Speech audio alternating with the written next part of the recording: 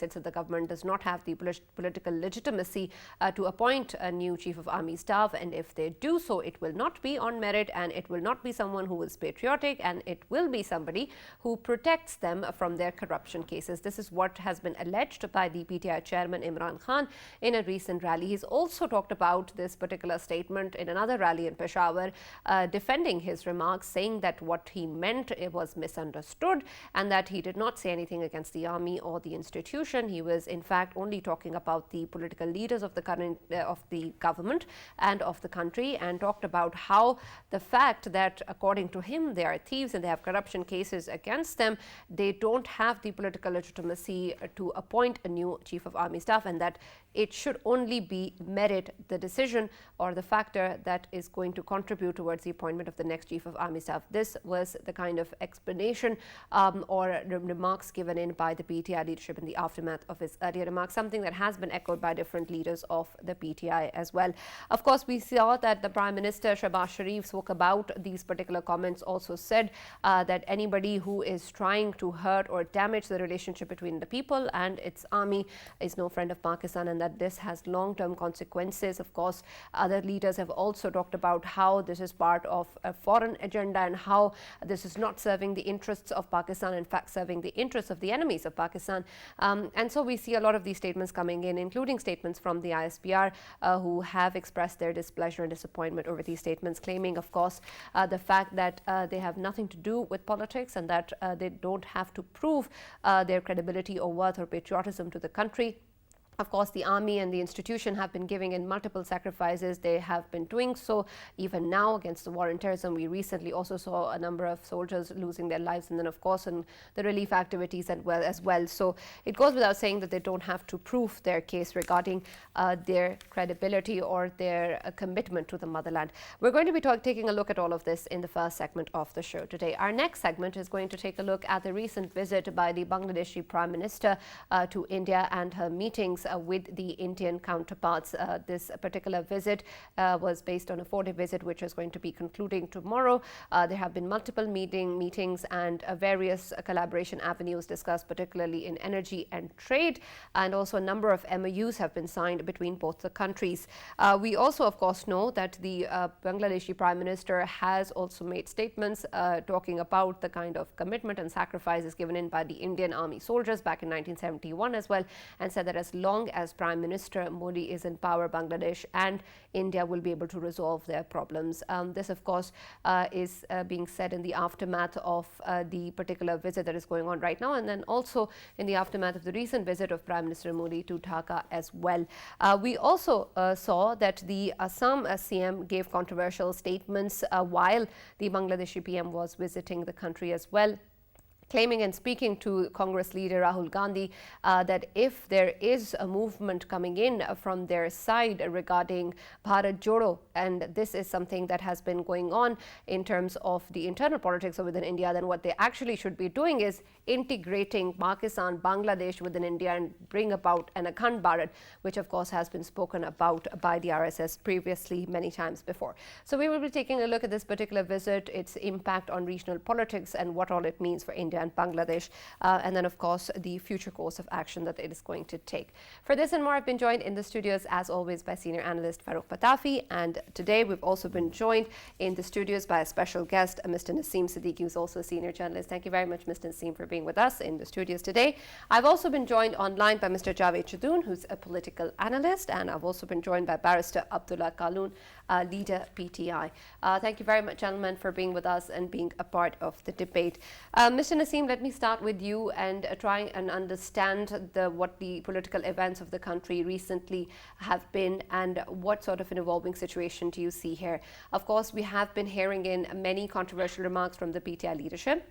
And of course, this is not just limited to the PTI leader, Imran Khan, but of course, many have come from his side as well. And they have become less and less obscure in terms of what they say. However, even then, we see statements coming in from the PTI leadership claiming that they have been misunderstood. And there's always some sort of explanation given with regards to what was really meant or what the context has been or what they were actually referring to. Given all of these, how do you look at the recent statements given in by the the PTI leader, and also in terms of the kind of impact that they hold on state institutions, on the way Pakistan is being viewed by international partners, and also our local followers of political parties, and of course our population, with regards to the sanctity of the institutions. And then when we talk about these statements, whether or not you think they were actually misunderstood. Bismillah ar-Rahman ar-Rahim, Sana, thank you very much.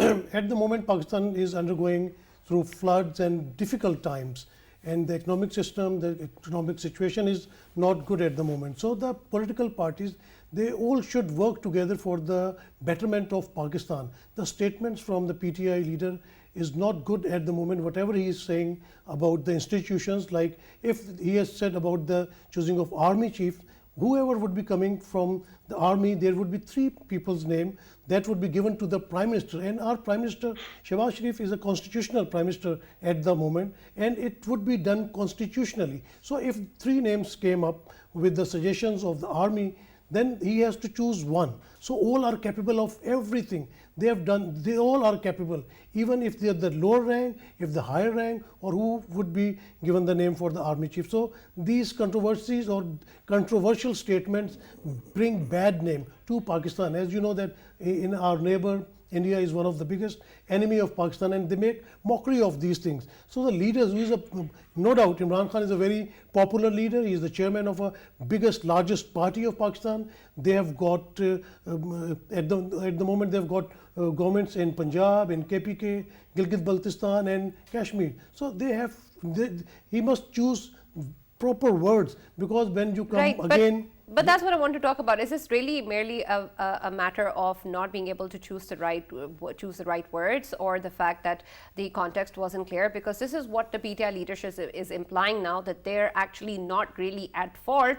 It's the people who have heard them or seen them or taken a look at these statements are in fact wrong in terms of their understanding. No, that shifts the blame. Whoever heard these things, whatever he said, everybody said the same thing. Now they are clearing up that what they said, they didn't mean that thing, or their meaning was something different. So they have to clarify. So one shouldn't go for these words that which can hurt the feelings of the judiciary or the armed forces. So whenever he is talking in the public, he must be careful, because he's a proper leader. All right, absolutely. And more than that, he's also the chairman of a large political party, and of course has been a former prime minister as well.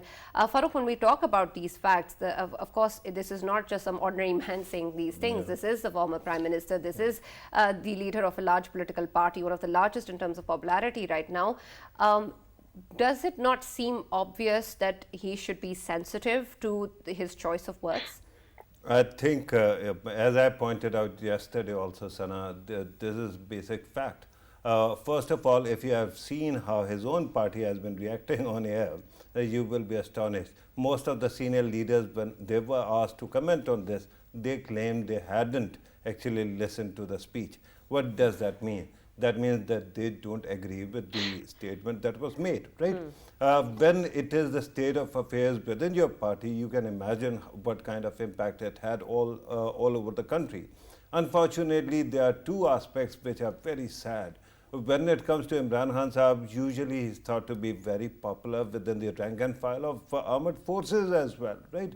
Especially the retired army officers are a big fan of Imran Khan Sahab. But then he makes such kind of statements which are astounding, because it seems that somehow he wants to have an impact, or somehow he wants to delegitimize the next appointment of army chief. That is not right.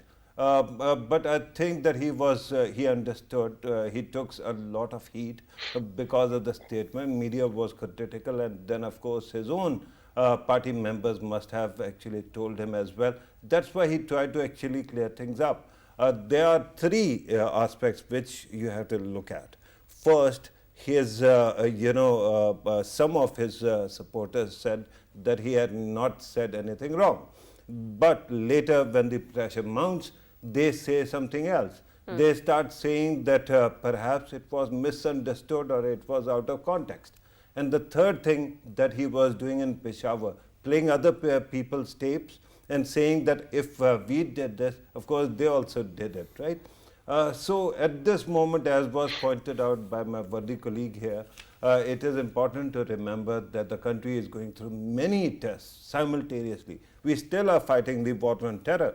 We are also braving the floods and all. In that situation, somebody undermining an institution that has been overwhelmingly, when he was Prime Minister of Pakistan, in his support. I think that is very unfortunate, and the former Prime Minister should actually publicly take the statement back, and also I can only hope that he apologizes as well. Right, of course, because we haven't really seen that in the other case as well. The contempt of court that has been going on. There has been a new statement that has come in again saying that there is a lot of regret in terms of what was being said, and that he takes his words back, but still no apology. Do we have Barrister Abdullah Kaloon with us? Mr. Abdullah, can you hear me? Mr. Abdullah, hello? are you with us? I'm with you, yes. All right.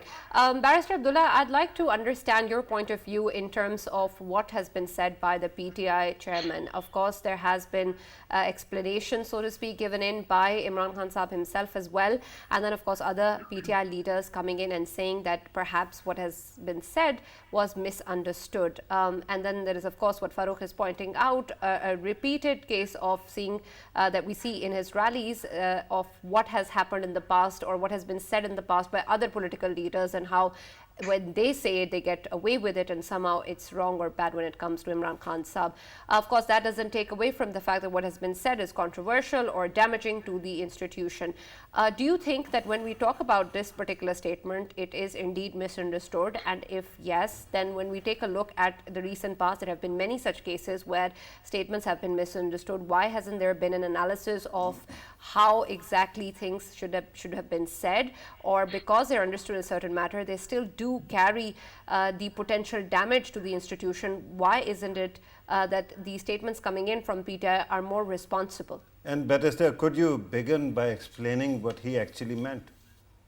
Yes, Sana, thank you for inviting me on your show and for asking me for such a loaded question. It's a pleasure to be on the show. Always the first victim. thing I want to say, Fatafi Saab, first thing I want to say is that Khan Saab, Prime Minister, our ex-Prime Minister Imran Khan, was definitely misunderstood. He made that clear as much in the Peshawar Jalsa, where he clarified what he intended to say in Faisalabad. And the remarks he said were not controversial at all. What he actually said, if you can look at it in the context, is we've got two people of Pakistan, both at the apex of their parties. We've got one, Mia Nawaz Sharif, who, whilst he was Prime Minister, tried to undermine the Pakistan army by trying to launch a conspiracy with the Prime Minister of India, and you saw dawn leaps as well. The action of the right, ISPR Barrister at that Abdullah, time. of course, Sana, I have to finish my. granted. Let me finish my remark. No, yes, you can. I just wanted to add a follow-up thing. This has been something that the PTI leader himself also spoke about in the rally. He has given these examples in the past. What sort of role are these examples playing with reference to what has been said by the PTI chairman? And particularly the question at this moment is about his comments regarding appointment of next chief. Could you actually explain what he meant by that? I'll tell you what, the context of that needs to be understood. Of course, the PDM jumps on anything he says about the Pakistan army these days, even the patriotic remarks that Imran Khan Saab and his party make about the Pakistan army, they jump on any of those remarks. But what I'm trying to say is we've got two people in Pakistan, Mia Nawaz Sharif and Asif Zardari Sahib.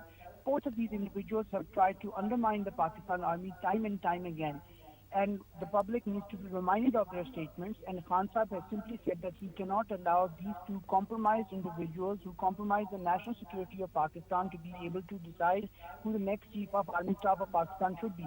I think those statements are not controversial at all. Naturally, PDM wants to make them controversial to be allowed some breathing space of the economic disaster that Pakistan is being lurched into.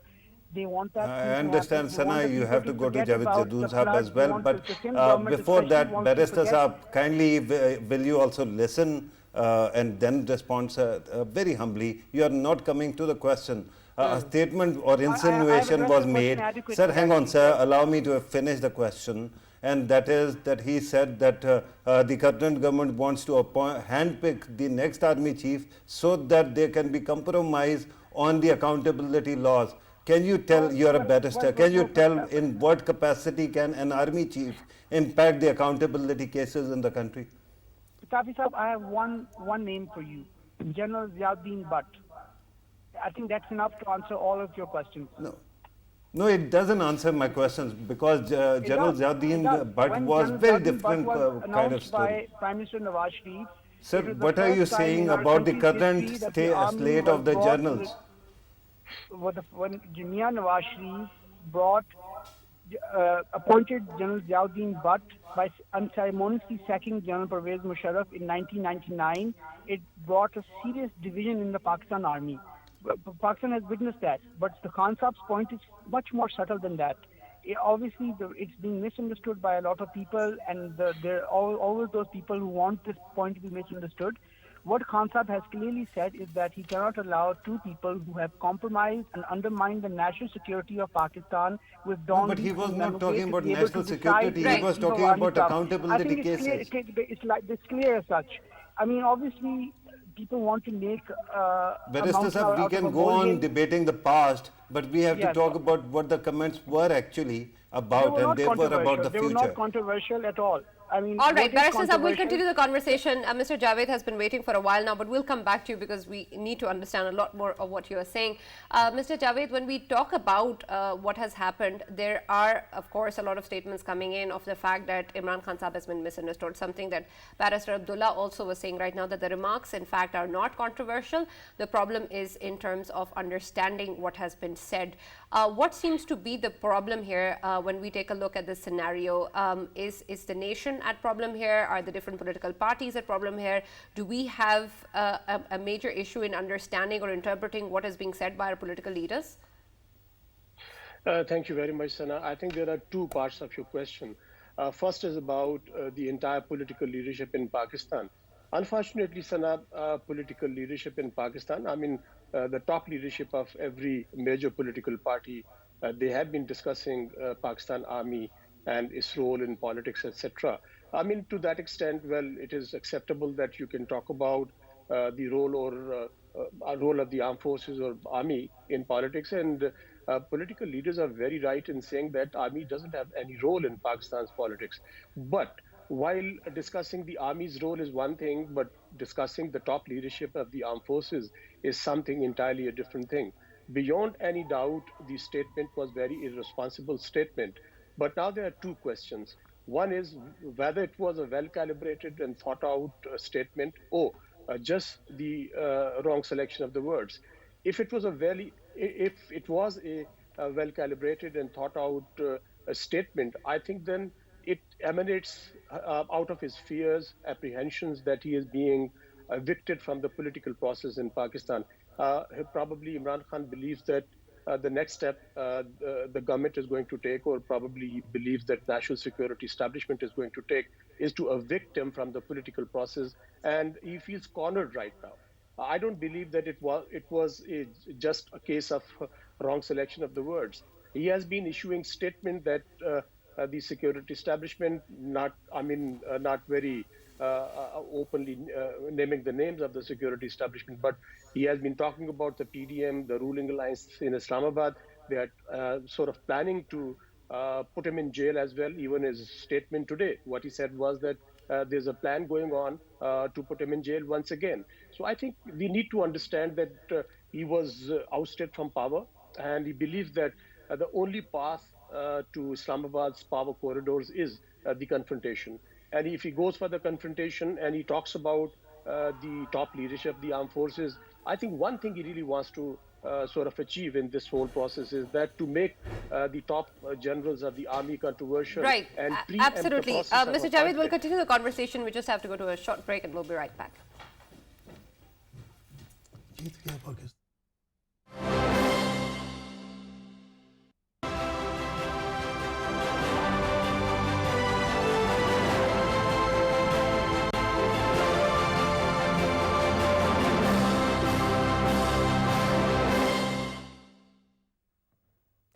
Welcome back to the debate. We are, of course, in conversation with senior analysts regarding what has been said by the PTI chairman, and in the aftermath of these controversial remarks, the kind of political situation that is evolving in the country. Mr. Naseem, when we speak about these particular issues, of course, Javed Saab earlier was talking about how this, of course, impacts our institutions and how there is also the issue of involvement in political matters and then the issue of senior leadership being put into question as well. There is another factor that has been pointed out in the statements regarding the merit as well, talking about that the appointment needs to be only on merit, perhaps implying that it hasn't been done in the past or that it won't be done in the future. When we talk about this, the only reference that has been made to it is appointment by the current political setup. That's the only way that the merit has been questioned, that any appointment made by the current political setup will not be on merit, whereas the merit regarding the appointment of Chief of Army Staff is, of course, an entirely different thing. When we take a look at these statements, of course, it has far-reaching impacts and consequences in terms of how the new Chief of Army Staff is going to be taken a look at by the general public as well, by different political parties, by the PTI itself. How do you see the situation in the aftermath of this appointment? And could you also comment on one very important thing? At this moment, the seniority list, when you look at it, is full of decorated soldiers. So what exactly is the point of doing all this? Farooq, you can see that that's not an appointment of a NAP chairman or a chairman for the PAC. You can pick from any department and you can give them the post of chairmanship. These army people, they are coming from a scrutiny of the army as well, and they all are professional soldiers. They all are like lieutenant generals, and they reach on that place with lot of hard working. So you have to pick one army chief from the three or five generals. Yeah. So they are from the army. They are not from the public. So you can choose somebody of your choice, and they will be giving decisions or they will be giving you favor in the later stage. So it's not like that. So whoever will be coming, he will be on merit. And the Prime Minister of Pakistan at the moment, he is a constitutional Prime Minister, and he has got all the right to pick from 3 or from the 5 generals. So that's so simple. And there's no wrong answer here. There is no wrong answer, and there should not be controversial things to be added to these things, because this is something very prestigious for Pakistan. All of the international media, international people, they are looking into these things, and this is not good for the Pakistan. You can fight whatever you are going through with the political parties. You can say anything to the PDM, to the leaders of the parties. So take that war in the political scenario, not involving institutions or the other people or the judiciary in your speeches in public. So one should be very careful when he's talking about the institution or judiciary, because then when you go back and you have to take your words back. So why don't you say the things at the same when you are giving a speech? So you have to be very careful at that time. Right. Barrister Abdullah, when we take a look at this particular statement, then of course the kind of issues that have been pointed out by the PTI leadership is that the emphasis is on the political legitimacy of the current government and the current leaders, and the fact that they shouldn't be allowed to appoint a new Chief of Army Staff. When we take a look at this stance, of course what is being asked for in previous times as well by the PTI leadership is elections, and the fact that when we talk about the appointment of the new Chief of Army Staff, it will be done by the current political setup unless there are elections and somebody else comes into power. If that doesn't happen, and if the current political setup actually does get to choose a new Chief of Army Staff, will the PTI not accept him? And by the way, could you also tell us who are you calling Zadin Bhatt this time? Barrister Abdullah, are you with us? And yep, are you able to hear me? Yes, go ahead. Hello? Yeah. Yes, go ahead, please. Like I said before, this is a massive storm in a teacup. The PDM wants there to be a controversy to conceal their failures in managing our economy, to conceal the failures of being able to deal with the floods, and their claims in sin being laid bare, the fact that they've not spent any money on infrastructure in Kir Sindh. We've seen the disaster that is unveiling as we speak in Pakistan. So they want all of Pakistan's attention to be focused on this issue and not on the actual issue which matters, which is the lives of the Pakistani people and the lack of government's action on that front. So that's the question that we should be referring to. And as far as Right, Barrister Abdullah, can you clarify what exactly is happening to divert attention from these real problems? And how does the Imran PTI Khan Sahib actually play his part in it? Imran Khan's not playing any part in it, as far as he's concerned. Why did he make the statement then? He made the statement because it had to be made. The people of Pakistan now need to be told, or they are already aware of the fact that we've got two compromised parties in Pakistan that have. Yeah, but our military leadership is undermined not the national compromised. security of Pakistan, their national security risks. They have lambasted, made disparaging remarks about Pakistan Army leadership, and they should not be allowed to get off scot-free. That's the only purpose of it. Okay, so Barrister Abdullah, what essentially you're saying is that anyone appointed by the current political setup will not be somebody credible or worthy of the post of the new Chief of Army Staff. We do not say that. We do not say that. We respect the top brass. We respect their sacrifices and the tremendous efforts of our military establishment. All we want to say is that these parties should not be given the choice of appointing the next chief because A, they've been imported through a foreign conspiracy, and secondly, these people in the past have made such big national security mistakes. Right, but Barrister Abdullah, they do have their choice right now. They are currently in the government. They are the current political setup. Are you saying that anybody they choose will not be in fact credible? Because they will choose. What are you going to do then? Not accept the new Chief of Army Staff? Sana, they are in government right now, but whether they'll be in government past the 1st of November is another question. There's many a sip between the cup and the lip. I mean, anything can happen between now and the 1st of November. Perhaps there might be a fresh election there. I mean, anything can happen. But there's many a sip between the cup and the lip. But if that doesn't happen, then? If what doesn't happen? The elections don't happen. And if the elections don't happen, Khan Saab's stance is very clear that these parties cannot be trusted at all. Right. So the new Chief of Army Staff appointed by this current political setup will not be accepted by PTI. Not at all. That's not what I'm saying. The chief. What are you saying? I'm simply saying that these people should not be given the choice of making the next army chief, but the options that they are available. But PTI does not have any reservations about any of the credibility or the professionalism. Right, so if you don't have any reservations out of the current pool that we have, then of course the current political setup will be choosing from the pool. So really you're talking about a mechanism, but the end is the same, right? So essentially, we don't have a problem. Pakistan, we don't even know yet whether the current Army Chief General Qamar Javed Bajwa has an extension or not. I mean, these are not issues that we should be talking on our national media. He has outrightly refused extension. But this was not even mentioned by Imran Khan. What we need to focus on is on Dawn leaks. We need to focus on Memogate. We need to focus on these issues. Barrister Abdullah, you're absolutely right. There are tons of important issues that we need to focus on. But of course, our sanctity of our institutions is one of them. Attention be given to those issues. I mean, as right. to why we if were I giving may, so much focus on who should be chief. It won't be you. It won't be me. That's clear. Just a minute. It won't be Pataki Saab either, though. Yes. Right, Sana, this is what you are seeing at this moment, this train wreck that we are seeing at this moment is something that I actually can sympathize with. Our leaders actually make these statements without thinking, or perhaps it is premeditated but unfortunate statement, and then the entire party has to defend those statements, right? Indefensible statements, otherwise with due respect. I don't think that Imran Khan Sahib, when he was making his statement, there was any ambiguity in his statement. Of course, you can say that by implication this means this or that, and he actually did not imply that. I understand it. But if you are agreeing with the current seniority list and the 5-6 journals or their names, then you cannot by any means make try to make them controversial. So at this moment, unfortunately, I think Barrister Saab will disagree with me, but I sympathize with his case because, of course, Imran Khan Saab doesn't listen to anybody. Right, Barrister Saab, you can quickly reply to that before I go to Javed Saab.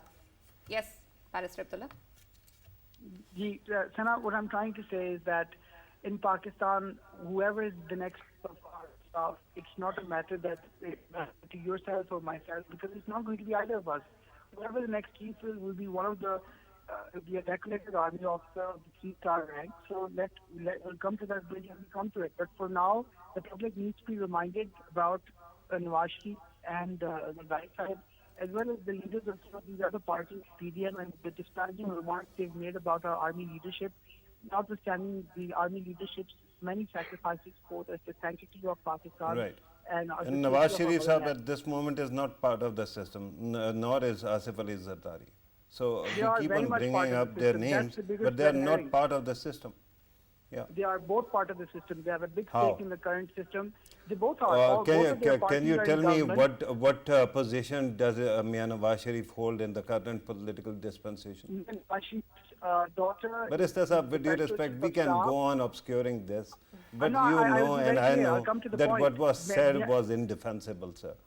And No, I actually- honestly hope, because Imran Khan Sahab commands a lot of respect and a lot of support in this country, for the sake of this country, I hope that he takes his words back. And Farooq Sahab, I think that's why Imran Khan has to clarify in Peshawar Jalsa what already he said clarified. in Faisalabad. Yeah, Right, that he was did not clarify, technically, actually. it was He not defended them. technically not a non-clarification. Yes. It was more whataboutery. Right. Javed Saab, when we take a look at the consequences of this, of course, the PTI does enjoy a large popularity. And of course, there has been debate regarding whether or not the popularity is going to affect the way things evolve, even politically or legally. And then there's, of course, many different cases and dynamics that are currently underway. When we talk about this particular statement and the kind of narrative that has been spoken by the PTI leadership in the recent past as well, they have been talking about what they actually meant, but these statements sort of keep coming in. But Javed Saab, the consequence of this, of course, is also international and not just limited to domestic politics and within Pakistan. There have been statements coming in from our neighbors, from other international partners, talking about how their cause is actually being put forward. Whether or not that's true, but the thing is, they have room to say that is true. There is, of course, also talk about how this is a deliberate amendment. There have been parallels drawn with regards to foreign elements being involved. All of this, of course, whether or not we come to the end of it, is damaging currently to the sanctity of the political institutions as well as our army and our defense institutions. How long term do you think these consequences are going to be, considering our current political and economic situation and the fact that we don't really see elections coming up anytime soon? Absolutely, Sana. I think But such correct me if I'm statements wrong are if you very think otherwise, serious. if elections are coming soon. No, Go ahead, I please. totally agree with you, Sana. I think, I mean, its implications for Pakistan's national security are very serious. Pakistan is a country located in a geographic region where you got an enemy on the eastern border. We have got the ongoing war against terrorism on the western border, and Pakistan is a country where armed forces are considered as center of gravity. If we start discussing the armed forces and stop leadership so openly, I think it is going to pose a very serious threat to Pakistan's national security. But Sana, let me say one thing. Let us not be very selective as far as the code of conduct is concerned. It is applicable to every political leader in Pakistan. We know that the politicians in the past have been issuing such statements. They have been criticizing the armed forces so openly in political rallies, in statements, in interviews, and discussion and talk shows, etc. So I absolutely agree with you that this statement was uncalled for. It is a highly controversial statement. It is damaging the national institution, the army, the Pakistan Armed Forces. It is casting an aspersion on the top leadership of Pakistan's armed forces. As Right. Naseem Saab said, every general who has risen to the top level, every three-star general, he has gone through a complete process of promotions, etc. So every Vetting. top general, the three-star general, is eligible to be appointed the chief of army staff, and prime minister does have the prerogative to do that. But I think let us be honest that we can't really apply the code of conduct on single individual or Right. single And political leader. Javed I Jadoo think Sahab, every if you political remember, yeah. and I totally agree with you, other political parties made not as severe a statement, but they did question individuals. And if you remember, you and I, sitting in this studio, actually called them out as well. At this Absolutely. moment, our principle is the same. But at this moment, given that the country is going through so many crises, war and terror, economic crisis, then flooding, At that time, when army is out and about and serving the country, such statements actually demoralize the spirit and actually Absolutely. undermine the activities, right? Absolute, absolutely. Not And they are only giving their lives on the, Waziristan the border as well. the Yeah. relief, not only the relief and rescue efforts in the floods. Our armed forces, our army is offering sacrifices in the war on terror. Only recently we saw that 4 brave soldiers lay down their lives while fighting the terrorists. I think I agree with you that it becomes kind of a very problematic thing. The morale of the armed forces is affected, Right, and I think absolutely. he And needs to Javed Saab, we understand of course, being we, Sana being yes. the former prime minister, he has more responsibility. He has to be more responsible while issuing Absolutely. such statements. Yes. Definitely. Thank you so much, Javed Chadoon Saab, for joining us, and Barrister Abdullah Khanun for joining us and being a part of the debate. Mr. Naseem, stay with us for our next segment as well. We'll be taking a look at the Prime Minister of Bangladesh and her 4-day visit to India, where she has met with her Indian counterparts. There have been a number of MOUs signed, a number of agreements on energy and trade.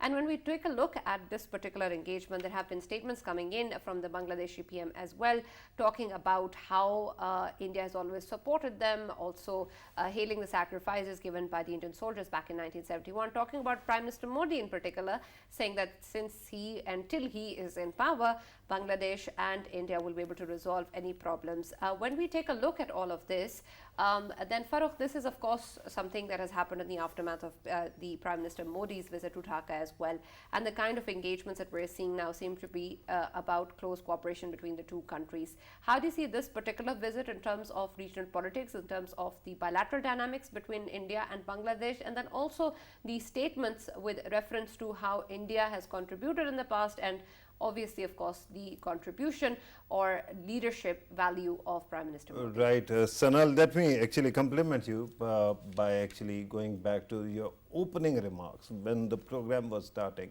And you actually brought up Akhand Bharat as well. If you remember, this is something very interesting. Of course, Bangladesh owes a lot to India because Indian forces were there when it won its independence, and then of course they withdrew, and Bangladesh declared itself independent. Whatever the history there is, it is there, right? But when you talk about the current dynamic, one thing that the current Bangladeshi government has done is actually concentrate on the economy, and that has been growing very fast. That is to their advantage. But then they are also faced by an Indian government that does not believe in the independence of any country in the neighborhood. India, by the way, give the devil their due. India, or current government in India actually did one thing very special regarding Bangladesh. India's all borders are controversial and they have not been settled, save one, and that is the border with Bangladesh. Recently, when Modi came into power, they settled that border, and there was land swap as well. So there was some kind of concession or some kind of compromise, and they kept on working together. But of late, if you are watching Indian channels, the BJP or RSS and their specialists that actually appear as their analysts, not as RSS supporters. They sit there and they talk about Akhand Bharat. And Akhand Bharat is Greater India, that includes Bangladesh, that they claim includes Pakistan, even Afghanistan as well. So with that kind of a government, no matter how much close you are, there's always the threat. And then remember that Bangladesh is a volatile country. Internally, it has its own fault lines, and religious fault lines are also there. And what has happened recently is whenever Muslims are butchered in India, there is a reaction in Bangladesh. And Hasina Wajid actually faces a lot of pressure from inside as well. So while her visit is important, and we can see that it is going to result in some kind of economic boost for both the countries, I think that at this moment, this is the logical extent of how far you can go in relationship. All right. You also spoke about the threat that seems to be always existing, and these statements of Akhand Bharat have been given by the Assam Chief Minister as well, while the Bangladeshi PM is in India. Do you think that the Bangladeshi leadership actually realizes this? I think they have to feign deafness and they have to pretend nothing of the sort happened, right? Otherwise, if you remember something else, when this government came into power in India, the current interior minister, the then head of the Amit Shah, actually the head of the party at that time, actually called Bangladeshis as termites, and he said that they will be thrown into the Bay of Bengal. So that kind of negative statements keep on coming, and Bangladeshi leadership has to pretend that it is not happening. But I'm sure that it is a sore point in discussions whenever they meet the leadership of India. Right. Thank you very much, Farooq Fatafi, for being with us. Always a pleasure. And of course, Mr. Naseem for joining us and being a part of the debate. This is all that we have now, but of course, we will be taking a look at the current updates regarding what is going on at the economic and political front. And then, of course, the large population in Pakistan that is currently suffering due to the flash floods that have taken over 1/3 of the country as well. So our hearts goes out to the people still and all the rescue and relief efforts that are underway. We wish we can contribute more and that we have more international help regarding that as well. That is, of course, what we want. There is, of course, good news for the country regarding Pakistan's victory against Afghanistan as well. So we're very happy about that, and we hope to see Pakistan win in the final as well. So congratulations to the nation. At least there's something to smile about. That's all that we have from the debate. See you tomorrow.